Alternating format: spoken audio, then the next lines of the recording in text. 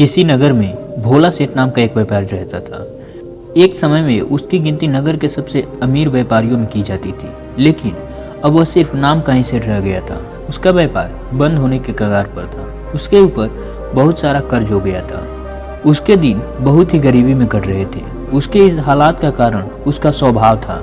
वह बहुत ही शांत व भोले स्वभाव का था। वह किसी भी व्यक्ति के बातों में बहुत ही आसानी से आ जाता था, किसी पर भी बहुत ही जल्दी विश्वास कर लेता था। इसीलिए उसे मूर्ख बनाना बहुत ही आसान था। चालाकी तो उसके अंदर थी ही नहीं, और इसी भोलेपन के स्वभाव का फायदा उठाकर लोगों ने उसकी यह हालत कर दी थी। भोला पहले तो इन सब चालाकियों को समझ नहीं पा रहा था, लेकिन जब वह कंगाल हुआ तब उसे अपनी गलतियों का एहसास हुआ। लोगों द्वारा दिए गए धोखों का एहसास हुआ, जिन्हें वह अपना समझ रहा था। जब सच्चाई के बारे में पता चला तब भोला पूरी तरह से टूट गया। अपने दुख एवं अपने हालातों के बारे में सोच सोचकर वह दुखी रहने लगा और खुद को कोसता रहता, जिससे कि उसका तनाव दिन प्रतिदिन बढ़ता जा रहा था। घर में पत्नी से भी अक्सर झगड़े होने लगे। कर्ज वालों की भीड़ उसके घर पर रोज लगा रहता था। वह उनसे मुंह छिपाता फिरता था। जब उसने अपनी इस हालात से परेशान होकर आत्महत्या करने का निश्चय किया और आत्महत्या करने के लिए एक पहाड़ी की तरफ जा रहा था, लेकिन रास्ते में उसे एक महात्मा का आश्रम दिखाई दिया, जहां पर बहुत ही ज्यादा शांति प्रतीत हो रही थी। वह बिल्कुल ही शांति व सुकून का माहौल था। भोला ने देखा कि कुछ लोग महात्मा जी के सामने बैठे हुए हैं, एक एक करके उनसे अपनी समस्या का समाधान पूछ रहे हैं। यह सब देखकर भोला सेठ के मन में भी उत्सुकता जागी। उसने आश्रम से आ रहे लोगों में से एक व्यक्ति को रोककर महात्मा जी के बारे में पूछा। तब व्यक्ति ने सेठ से कहा कि यह महात्मा अपनी बुद्धिमानी के लिए अपने आसपास के सभी नगरों एवं गांव में बहुत ही ज़्यादा प्रसिद्ध है। वह अपनी बुद्धिमानी से लोगों की बड़ी से बड़ी समस्याओं का समाधान कर देते थे। यह लोगों की मन की बातों को जानने एवं उनके झूठ पकड़ने में माहिर हैं, क्योंकि उन्होंने मानव स्वभाव के विषय में बहुत ही गहराई से अध्ययन करके रखा है। उन्हें समझने में महारत हासिल भी की है। इनके लिए किसी के भी मन की बात को समझना चुटकी का काम है, इसलिए इन्हें चालाक संत के नाम से भी जाना जाता है। अगर तुम्हारी कोई समस्या है तो तुम उनसे उनका समाधान पूछ सकते हो। इतना कहकर वह व्यक्ति वहां से चला जाता है। वह सेठ महात्मा जी के आगे बैठी भीड़ में जाकर पीछे बैठ जाता है और अपनी बारी आने का प्रतीक्षा करने लगता है। एक एक करके सारी भीड़ वहां से चली गई और अंत में सेठ की बारी आई।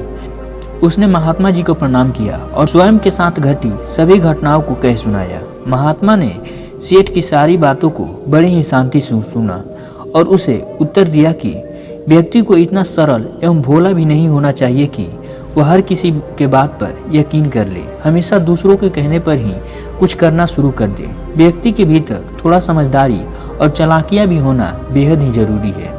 चालाकियाँ इसलिए जरूरी नहीं है ताकि वह दूसरों का फायदा उठा सके, बल्कि चालाकियाँ इसलिए जरूरी है ताकि दूसरे चालाक लोग उसे मूर्ख ना बना सके और वह खुद के नुकसान होने से बच सके, दूसरे कमजोर लोगों का भी मदद कर सके। आज मैं तुम्हें सिखाऊंगा कि किस तरह से जो तुम लोगों से चाहते हो वह सब हासिल हो सकता है। तुम्हें ऐसे तरीके बताऊंगा जिसके उपयोग करके तुम लोगों एवं परिस्थितियों को स्वयं के बस में कर सकते हो। साथ ही तुम्हें आज यह भी पता चलेगा कि कैसे चालाक एवं धोखेबाज लोगों की पहचान की जाती है और स्वयं को उनसे कैसे बचाना है। इस तरह से तुम एक सीधे साधे व्यक्ति से समझदार व्यक्ति बन सकते हो। हाँ, लेकिन आज के तरीके जो मैं बताने वाला हूँ उनका उपयोग किसी गलत चीज के लिए मत करना, बल्कि तुम स्वयं एवं दूसरों की भलाई के एवं सुरक्षा के लिए ही इनका उपयोग करना। अब मेरी बातों को ध्यान से सुनना। कहानी में आगे बढ़ने से पहले आप लोगों से एक छोटी सी रिक्वेस्ट है कि प्लीज़ वीडियो को लाइक करके चैनल को सब्सक्राइब कर लेना और कमेंट में नमो बुद्धाय जरूर लिखें। हम आज जिस दुनिया में रहते हैं जहां तुम्हें कुछ ऐसे चालाक लोग मिलेंगे जो स्वयं की ज़िंदगी चलाने के लिए दूसरे भोले भाले लोगों का इस्तेमाल करते हैं। अब तुम्हें इन लोगों को पहचान करना है, और तुम इनका पहचान कैसे कर सकते हो, तो इसके लिए जो लोग बहुत ज़्यादा बातों को समझाते हैं तुम्हें उन पर ध्यान देना चाहिए, क्योंकि यह लोगों में भरोसे की कमी होती है, जिन्हें पूरा करने के लिए वह बहुत ही ज़्यादा शब्दों का प्रयोग करते हैं। तुम्हें उन पर ध्यान देने की ज़रूरत है, क्योंकि वह लोग अपनी झूठ से तुम्हें बेवकूफ़ बनाने का प्रयास कर रहे हैं। जो लोग एक ही चीज को बार बार बोलते हैं वह लोग झूठे हो सकते हैं। ऐसे लोग बहुत से उदाहरण और जानकारियां देते हैं ताकि तुम्हें उनकी बातों पर यकीन हो सके। तुम जिस इंसान के बारे में बात कर रहे हो उसका असली रंग जानने का यह तरीका है कि तुम उनकी बातों को दोबारा से सुनो। फिर जिस तरह से वह तुम्हें अपनी कहानी सुनाएगा, तुम्हें उससे यह पता चल जाएगा कि वह झूठ बोल रहा है या फिर नहीं। उसे दोबारा सुनते ही तुम उनके बातों पर ध्यान दोगे। तुम दोनों बार जब सुनोगे तो इससे पता चलेगा कि वह दोनों बार एक ही कहानी सुनाई है या फिर नहीं। दोबारा जब तुम ऐसे इंसान को जानते हो जो कि दूसरों से झूठ बोलता है, तो ऐसे इंसान पर कभी भी विश्वास मत करो, क्योंकि जो व्यक्ति दूसरों से झूठ बोलता है वह तुमसे भी झूठ जरूर ही बोलेगा। साथ ही तुम्हें ऐसे लोगों से भी सावधान रहना चाहिए जो दावा करते हैं कि उनके पास बहुत सारा पैसा था जो डूब गया है, जिसे यह पता चलता है कि जिस व्यक्ति से तुम बात कर रहे हो वह कुछ बोल रहा है, वह सब कुछ झूठ ही बोल रहा है। हाँ, हो सकता है कि उसके पास कभी बहुत सारा पैसा रहा होगा, लेकिन अब वह दिवालिया हो गया है। इसलिए समझदारी की बात इसी में है कि उन लोगों से कभी भी पैसों को लेकर समझौता नहीं करना चाहिए, क्योंकि जो इंसान खुद के पैसों को संभालने के बारे में कमजोर है, उससे तुम्हें पैसों के बारे में सलाह लेना बेवकूफ़ी है। तुम्हें ना कभी ऐसे लोगों से भी सावधान रहने की ज़रूरत है, क्योंकि अगर कोई इतना काबिल ही नहीं है कि वह ज़रूरी बातों का ध्यान रख सके, तो ऐसे लोग अपने व्यापार या फिर काम की सलाह नहीं ले सकते। एक सच्चा और समझदार व्यक्ति अपना ध्यान ज़्यादा से ज़्यादा जरूरी समस्याओं की ओर रखता है, ना कि फालतू काम की ओर। एक बात और, जो इंसान हमेशा अपनी बातों को दोहराता रहता है, बात बात पर वादा करता रहता है, कस्में खाता रहता है, वह हमेशा झूठ ही बोलता है। ऐसे व्यक्ति का भरोसा कभी नहीं करना चाहिए। तीसरी बात, अगर तुम्हें लगता है कि किसी भी इंसान के साथ हमेशा अच्छा व्यवहार करके तुम उसकी इच्छा अनुसार तुम्हें परिणाम मिलेगा, तो तुम गलत हो। तुम्हें यह बात याद रखनी चाहिए कि लोगों को सिर्फ वही चाहिए होता है जो हासिल नहीं कर पाते। तो यदि तुम्हें सामने वाले से अपना काम करवाना है, तो तुम्हें यह बार बार भरोसा दिलाना होगा कि तुम उसे वह चीज़ दिला सकते हो जिसे वह हासिल नहीं कर पाया है। इसे दरअसल और असरदार बनाने के लिए तुम्हें 2 नियम का ध्यान देना होगा। पहला नियम, जिस इंसान को तुम अपना काबू में पाना चाहते हो उसे वह दे दो जो वह चाहता है। दूसरा नियम, उस इंसान को तुम वह कब देखो जब वह तुम्हारे नियंत्रण में आ जाए। देखो उसे कैसी तकलीफ पहुंचती है। जब तुम उसे वह देना बंद कर दोगे जो वह चाहता है, जब ही तुम्हें लगेगा कि वह इंसान तुम्हें हल्के में ले रहा है, तो तुम उससे वह चीज वापस ले लो जो तुमने उसे दी थी। यह चीज उस सामने वालों की एक कमी और खालीपन सा एहसास दिलाएगा, जिसे वह तुम्हारी बातों को करने के लिए तैयार हो जाएगा। चौथा नियम, जब कोई इंसान ऐसा बर्ताव करता है कि उसे सब कुछ मालूम है, तो निश्चित तौर पर ऐसे व्यक्ति से तुम अगर बात कर रहे हो तो उसके पास दिमाग की कमी है। सत्य तो यह है कि जो व्यक्ति यह मानता है कि उसे कुछ नहीं पता, असल में वही व्यक्ति बुद्धिमान निकलता है और बाजी मार ले जाता है। यदि तुम्हें अपने आसपास ऐसे लोग और परिस्थितियों पर अपने हाथ में या फिर नियंत्रण में लेना है, तो उसके लिए विनम्र व्यवहार सबसे अच्छा तरीका है। इससे यह दिखता है कि तुम लोगों से बहस या फिर झगड़ा नहीं करना चाहते। अपने शरीर के हाव भाव को विनम्र रखो। लोगों को जब यह बार बार पता चलता है कि वह बहुत कुछ जानता है, तब लोग तुम्हारी सफलता या फिर असफलता को दोनों ही तुम्हारे खिलाफ उपयोग करना शुरू कर देते हैं। तुम्हारी नाकामयाबी पर तुम्हारा अपमान किया जाएगा और तुम्हारी कामयाबी पर लोग तुमसे नफरत करना शुरू कर देंगे। और जब तुम लोगों के सामने ऐसे दिखोगे कि तुम्हें कुछ नहीं पता है, तब तुम लोगों से अपनी बातों के तरकीब मनवाने में सफल हो सकते हो। हमारे नादान, अनजान एवं विनम्र बने रहने के कारण लोगों को हम पर शक नहीं होता कि हम उनसे अपना काम निकलवा रहे हैं। जो लोग अपने इरादों, अपने भावनाओं को छुपाने में जितना माहिर होगा, वह उतना ही आसानी से लोगों पर अपना नियंत्रण पा सकता है। जब लोगों को यह लगने लगेगा कि तुम नरम हो, तुम लड़ने का स्वभाव नहीं रखते, तो वह फिर स्वयं आगे बढ़कर तुम्हारी मदद करना चाहेंगे। और फिर हो सकता है कि वह तुम्हें अपने बारे में वह जानकारी दे दे जिनका उपयोग करके तुम उन पर काबू पा सकते हो। और यह सब जानकारी तुम्हें इसीलिए देंगे क्योंकि उन्हें यह भरोसा होगा कि तुम उनसे कभी लड़ोगे नहीं। वह व्यक्ति यह जानता है कि उसके अंदर सुधार की गुंजाइश है, उसके सफल होने की संभावना कई गुना बढ़ जाती है। इसीलिए व्यक्ति के अंदर विनम्रता भी आती है, क्योंकि उसे लगता है कि उसे बहुत कुछ सीखना है। लेकिन जिस व्यक्ति को यह लगता है कि उसे सब कुछ मालूम है, वह आसानी से बेवकूफ बन सकता है। साथ ही ऐसे व्यक्ति के रूप में तुम्हें इस बात का ध्यान रखना चाहिए कि तुम्हारा धन कहाँ जा रहा है। तुम जब तक अपनी मेहनत के कमाए धन को खर्च न करो, जब तक कि तुम्हें वह चीज मिल न जाए उस धन के बदले जो तुम लेना चाहते हो। इसका मतलब यह है कि यदि तुम बिना सामान लिए पैसे दे देते हो तो इससे तुम्हारे साथ धोखा होने की संभावना बढ़ जाती है। ऐसा हो सकता है कि यदि किसी व्यक्ति को तुमने पैसे पहले ही दे दिया हो तो वह अपने वादे से मुकर सकता है। इसलिए सुरक्षित रहने के लिए उसके हाथ में पैसा रखने से पहले यह हासिल कर लो कि जो तुम पाना चाहते हो वो तुम्हें मिल गया है। 5वां, लोगों से अपनी बात मनवाने का सबसे अच्छा तरीका यह है तुम किसके दिमाग को बदल सकते हो और किसके दिमाग के नहीं। यह बात 100% सच है कि यदि तुम किसी के दिमाग को अपने अनुसार चला नहीं सकते जब तक कि वह तुम्हें पसंद नहीं करने लग जाता। इसलिए तुम्हें उसे अपने अनुसार चलाने का प्रयास करो जो तुम्हें पसंद करता है, तुम्हारी इज्जत भी करता है, लेकिन सिर्फ सही कामों के लिए। इस बात का ध्यान रखना है, अगर तुम किसी ऐसे व्यक्ति को अपने अनुसार चलाने का प्रयास करोगे जो तुम्हें पसंद नहीं करता, वहाँ पर तुम्हारा सारा समय और सारा प्रयास, सारा धैर्य, सब कुछ बेकार चला जाएगा। इसके अलावा जब भी तुम ऐसे व्यक्ति को बदलने का प्रयास करोगे तो वह तुम्हारे साथ बहस करेगा, चाहे कुछ भी क्यों न कर लो।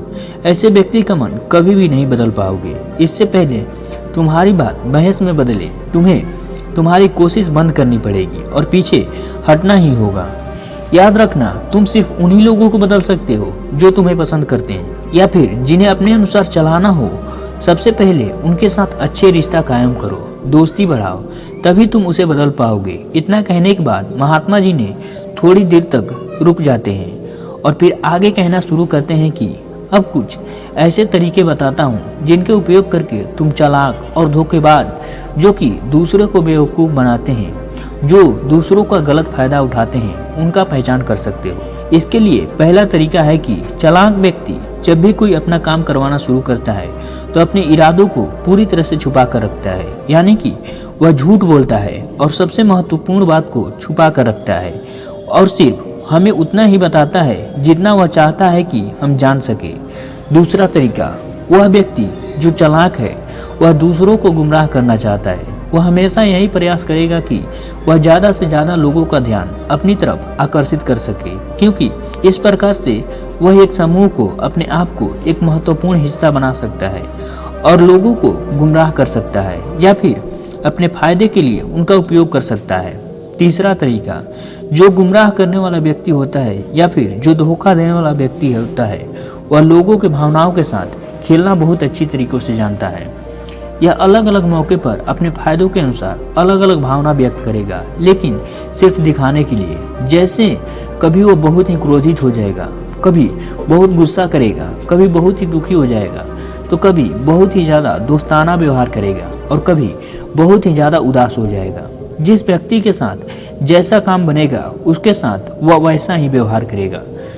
चौथा तरीका, एक धोखेबाज व्यक्ति हमेशा यह प्रयास करता है कि सबकी सहानुभूति सिर्फ उसे ही मिले, सबसे बेचारा उसे ही समझा जाए। मतलब नहीं है कि तुम्हारी तकलीफ कितनी बड़ी है, वह हमेशा तुम्हें यह महसूस करवा देगा कि उसकी समस्या ही तुमसे ज़्यादा बड़ी है और वह तुमसे ज़्यादा तकलीफ में है। इसलिए तुम्हें उसके प्रति दया का भाव रखनी चाहिए, उसकी मदद करनी चाहिए। पांचवा तरीका, एक चालाक व्यक्ति तुम्हें कभी भी अपने अनुसार चलाना चाहता है।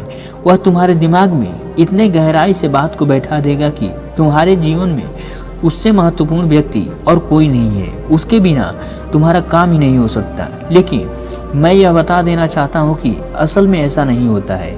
बस वह तुम्हें अपनी इस बात को एहसास दिलाता है कि उसके बिना तुम्हारे जीवन की कल्पना ही नहीं की जा सकती। इस तरीके से तुम जितना उस पर निर्भर होते चले जाओगे उतना ही उसके नियंत्रण में होते चले जाओगे। तुम पर उसका नियंत्रण बढ़ता चला जाएगा और तुमसे वह अपना काम निकलवाता जाएगा। छठवां तरीका, चालाक व्यक्ति की यह हमेशा कोशिश होती है कि बड़े से बड़े काम का श्रेय केवल उसे ही मिले, केवल उनके ही सम्मान हो। काम चाहे कोई भी क्यों ना करे, लेकिन तालियां सिर्फ उसके लिए ही बजे। ज़्यादा से ज़्यादा लोगों का ध्यान वह अपनी तरफ खींचना चाहता है, ताकि वह ज़्यादा से ज़्यादा लोगों का फायदा उठा सके, अपनी बातों में फंसा सके। चालाक व्यक्ति सबसे मुश्किल काम को अक्सर दूसरों से ही करवाता है और सबसे आसान काम अपने लिए रखता है, लेकिन सारा काम का श्रेय खुद लेने का प्रयास करता है। 7वां तरीका, 1-2 दिन के बाद व्यक्ति ऐसा दिखावा करता है कि वही तुम्हारा सबसे अच्छा दोस्त है, सबसे अच्छा दोस्त बनने का दिखावा करेगा, उसके अलावा तुम्हारा कोई दोस्त नहीं हो सकता। इस तरीके से वह तुम्हारा सारा राज जानने का प्रयास करेगा, कभी भी गलत समय आने पर, ताकि वह तुम्हारे खिलाफ उन राजों का उपयोग कर सके। इसलिए अपना राज बताने से पहले कम से कम 10 बार सोच लेना, क्योंकि दुनिया में सबसे खतरनाक यही होता है, जो कि धोखेबाज दोस्त का होना। तो कौन दोस्त है और कौन नहीं, इसका पहचान करना सीखो। 8वां तरीका, अधूरी जानकारी देना। जो धोखेबाज लोग होते हैं वह तुम्हें उतना ही जानकारी देंगे जितना कि वह चाहता है कि तुम्हें पता चले, क्योंकि वह चाहता है कि तुम बस इतनी चीज के बारे में पता हो। वह तुम्हारे साथ कभी भी पूरी बातों को साझा नहीं करेगा, तुमसे जरूरी बात को छुपा लेगा, ताकि समय आने पर इसका उपयोग करके सारा श्रेय खुद ले सके, फिर अपना काम निकलवा सके। 9वां तरीका, चालाक व्यक्ति कभी भी अपनी बातों पर खरा नहीं उतरेगा, वह समय आने पर अपनी बातों से मुकर जाएगा। अब इसका कुछ कारण भी हो सकता है, या तो वह चाहता है कि वह तुम्हारे काम करे ही ना, या फिर जानबूझ के ऐसा कर रहा है, यह उसके इरादों पर निर्भर करता है। 10वां तरीका, वह ऐसा दिखावा करता है जैसे उसे कुछ पता ही ना हो, वह सबसे ज़्यादा मासूम, हालांकि उस समय उस घटना, उस चीज़ के बारे में सब कुछ पता होता है, लेकिन फिर भी वह तुम्हारे ही मुंह से सब कुछ सुनना चाहेगा, क्योंकि बाकायदा उनके मुंह से कुछ गलत ना निकल जाए, कोई गलत ना हो जाए, तो कल वह तुम्हारा नाम ले सके। यह तुमने उसे बताया था कि वह मासूम इसीलिए बना हुआ होता है, ताकि वह जिम्मेदारियों से बच सके। ज़्यादा काम जो तुम्हें मिल सकता था वह उसे बचे रह सके, और जानबूझ के ऐसा दिखावा करता है कि वह सबसे ज़्यादा मासूम है, ताकि उस पर कोई ध्यान न दे सके और बड़े कामों से वह बचा रह सके। 11वां तरीका, धोखेबाज व्यक्ति चाहेगा कि उसके हाथ हमेशा खाली रहे, मतलब कि उसे किसी भी तरह की मेहनत, जिम्मेदारी वाला काम न करना पड़े। इसलिए वह दूसरों की तरफ उंगली हमेशा करता रहता है कि मुझे यह काम अच्छे से नहीं आता है, या फिर दूसरे को इससे अच्छे से आता है। फिर दूसरी स्थिति यह आती है कि कहीं उनकी इज्जत पर बात ना आने वाली हो, तब भी वो अपनी गलती वो दूसरों पर ही डालते हैं। 12वां तरीका, गुमराह करने वाला और एक धोखेबाज व्यक्ति हमेशा झूठी तारीफ करेगा। वह हमेशा यही बोलेगा कि जो सामने वाला उससे सुनना चाहता है। वह ऐसा तब तक करेगा जब तक कि उसका काम नहीं निकल जाता। उसके बाद व्यक्ति को लोगों के सामने उसकी बुराई करेगा, उनमें कमियां निकालेगा। 13वां और अंतिम तरीका, वह तुम्हारे निर्णय पर नियंत्रित करने का प्रयास करेगा। सबसे पहले 1 या 2 के बाद चालाक व्यक्ति तुम्हारे सबसे अच्छे मित्र बनने का प्रयास करेगा। उसके बाद उसे यह भरोसा हो जाएगा कि तुम उसे आंख बंद करके विश्वास कर लोगे। तब वह तुम्हारे निर्णय को खुद से लेने का प्रयास करेगा। तुम्हें यह महसूस करवा देगा कि जो निर्णय उसने तुम्हारे लिए लिया है वही निर्णय तुम्हारे लिए फायदेमंद है, जबकि अंत में इसका फायदा उस चालाक व्यक्ति को ही मिलने वाला है। तो यह थे वह तरीके जिनके द्वारा तुम लोगों से अपनी बात को मनवा सकते हो और चालाक और धोखेबाज लोगों की पहचान कर सकते हो। भोला सेठ को अब अपने सभी प्रश्नों के उत्तर मिल गए थे। वह कुटिया से बाहर निकलता है और महात्मा जी को धन्यवाद करके वहां से अपने घर को लौट जाता है।